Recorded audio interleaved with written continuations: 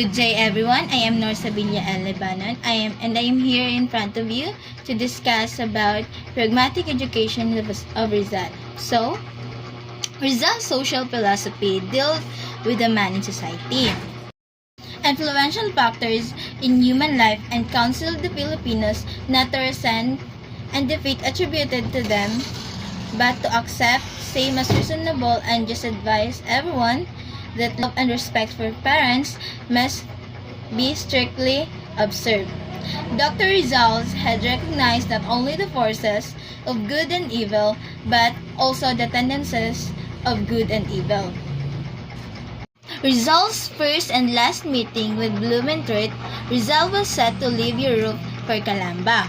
Rizal's stay in that continent was no bed of roses, and he always moved to another house just because he lacks of money to pay for his boarding house. And obviously, his brother Pasiano needs to send his brother's support, and that time, monetary remittance was low.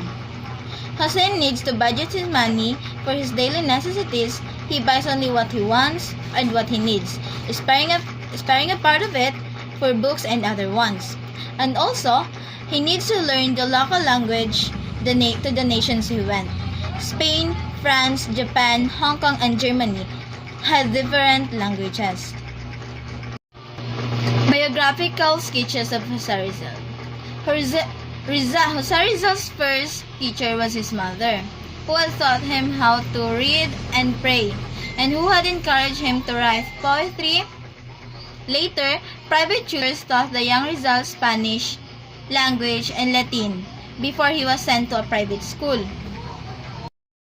When Jose Rizal was 9 years old, his father sent him to Binyan for him to continue studying Latin, because the first teacher of Jose Rizal is dead, and so his brother Pasiano took him to Binyan on Sunday, and Jose bade his family with a tender goodbye.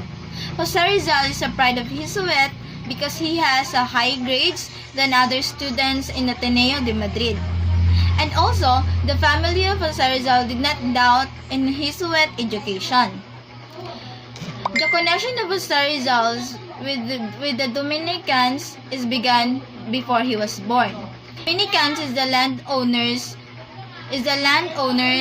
that they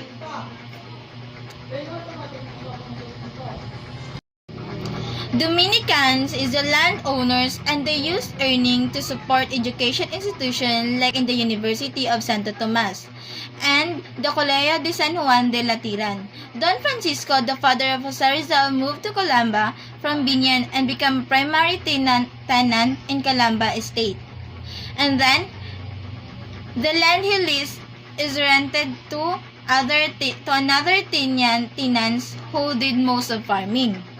When Jose Rizal was 21 years old, he was educated in Spain, and when he arrived in Spain, he was still moving from place to place due to lack of money or allowance for his studies.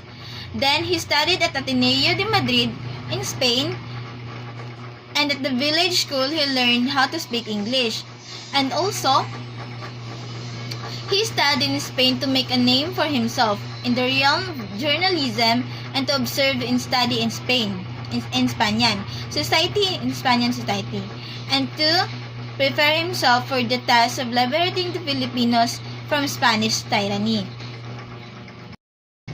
An ex of Jose Rizal. During Rizal's exile in Dapitan, he cured different eye diseases. Since he was an expert ophthalmologist, he was so considerate in a sense that he only asked for payment only to the rich people. Rizal was a very brave person. He used his talent in writing and wrote poems, novels, and published articles that teach Filipinos about good deeds, and inspire them to fight for their freedom. He was determined to have his people free themselves through his word and writings instead of fighting. Rizal was always wise and looking forward as he led his people to independence. Just like a saying says that word is powerful, there comes positive and negative in it. It could heal one's heart but also to another, like a double-edged sword. Rizal helped the people of Dapitan with their livelihood.